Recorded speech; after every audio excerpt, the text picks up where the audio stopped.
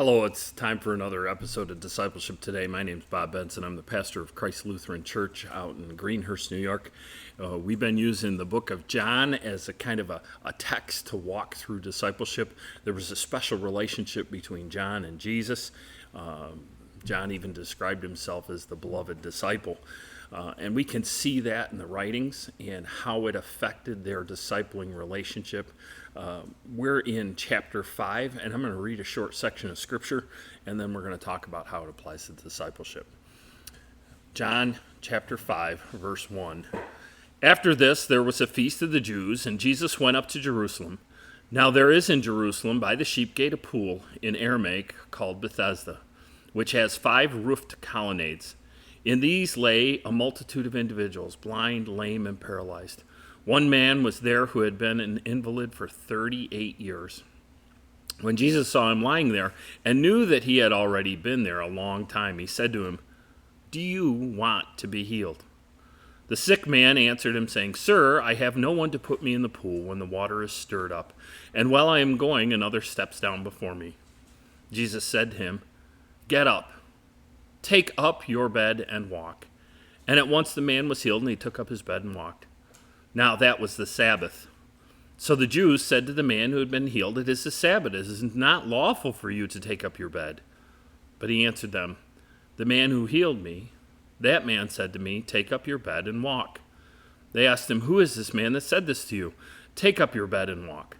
Now the man who had been healed did not know who it was, for Jesus had withdrawn, as there was a crowd in the place.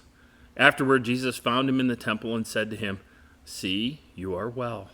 Sin no more, that nothing worse may happen to you." The man went away and told the Jews that it was Jesus who healed him.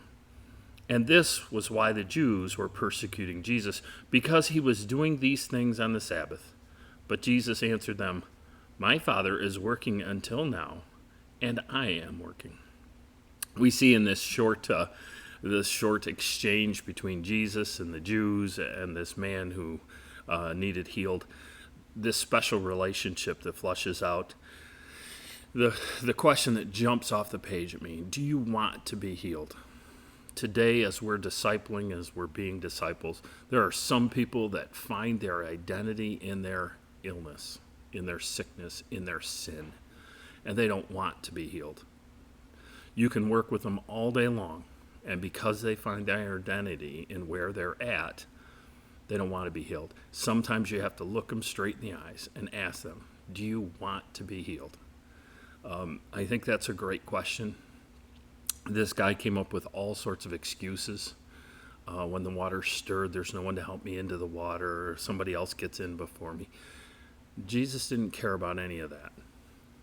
He asked him outright, "Do you want to be healed, or do you find your identity in what you are?"